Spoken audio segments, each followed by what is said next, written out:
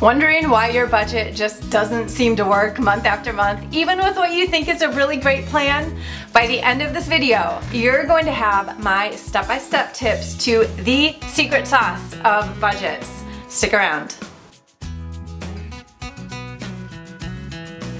For the best advice on budgets and your behavior with money, go ahead and subscribe to my channel and please hit the bell so you'll be notified every Tuesday when I post a new video. I can't tell you how many of my clients have actually been able to finally stick to their budget and make progress once they implement sinking funds. This truly is the secret ingredient for so many people. Now it is your turn. We are going to dig in step by step. Let's go. Okay guys, step one is a calendar dump. We're just going to get it out of our head and on paper, just start to brainstorm what are all the things that come up during the year that aren't part of our regular monthly budget. So I always say start with what's easy and what you can think of right off the top of your head and just get it out there. So let's start in sort of November, December. This is a time when a lot of people are going to be spending more money on holidays and gifts. Maybe you host a lot of meals, so extra food. It might mean travel for your family. So you don't have to go into those details now. We just want to get it out on paper. In my family, I've got two kids. Their birthdays are in January and March. My husband's birthday is in March. He actually just turned 40 a couple weeks ago. So I'm going to put gifts for January and March, or you can write birthday.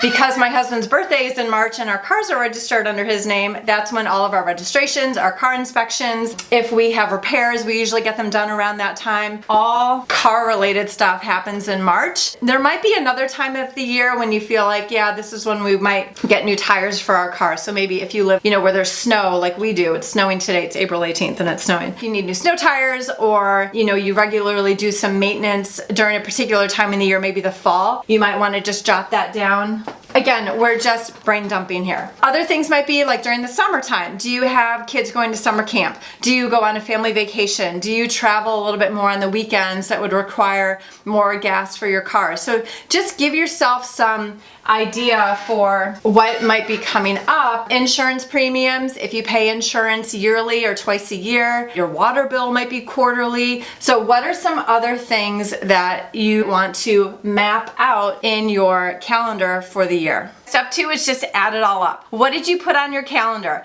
Gifts, holidays, insurance, car registrations, spring and fall cleanup in your yard. Everything that you put down, let's give it a number and add up all the numbers so we have one number. I want to know, put it in the comments, what is something that hits you every single year? Like what do you completely forget about every year and need to sort of cobble cash together to get through it? Step three, you guys, obviously we don't know exactly what's going to come up and hit us during the year. I know that, I get it. You can be smart about this. You can have an educated guess about home repairs. Maybe we just say, let's set aside over the course of the year $500 or $1,000 in case we need to repair or replace an appliance. Let's think about our cars. What are some possible things that we might want to do with our car? Just think about some of the unknowns and anticipate. We've got kids or we've got pets or we have vehicles or we have a home. What is the amount that we want to intentionally put aside for those things? And you know what? The more consistently you plan and think about this, have it front of mind, and just be intentional, the easier it gets and the less and less surprises you have throughout the year. It's really amazing.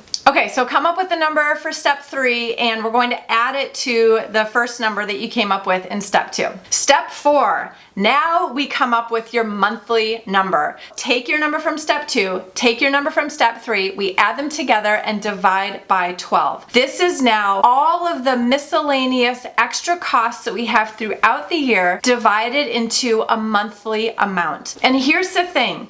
You're not always going to need to use this monthly amount every month, obviously. Otherwise, it would just be part of our regular budget already. We're going to have things come up throughout the year. December might be a really big month for your family. In our case, it's March, like I showed you with the cars and the birthdays. Okay, so once you've got your monthly number, it's time to execute and put this plan into motion. Step five, So you have your plan. You've got your calendar, you know when things are going to come up, and you have your monthly number. What you're going to do is you're going to look back at your calendar again and say, when are the months when we don't really have to use any of our sinking fund money? When is a good time to actually save up for the sinking fund? January is a really quiet month for you, right? You're past the holidays. Everyone's kind of in savings mode in January. What can you do in January? You can put the $500 into a separate account to start building up your sinking fund. Maybe February is the exact same thing. You can put $500 in your sinking fund. Let's say March, like in my family, you have $700 worth of extras that you want to use your sinking fund for. Instead of taking $700 out of your sinking fund, use the $500 that you would normally put into the sinking fund and take $200 out of your sinking fund. So now you have your $700 and you still have $800 sitting in your sinking fund from your January and February contributions. Now we go to April. April's another easy month. You put $500 in the sinking fund, bringing it up to $1,300. You're going to just go through month by month.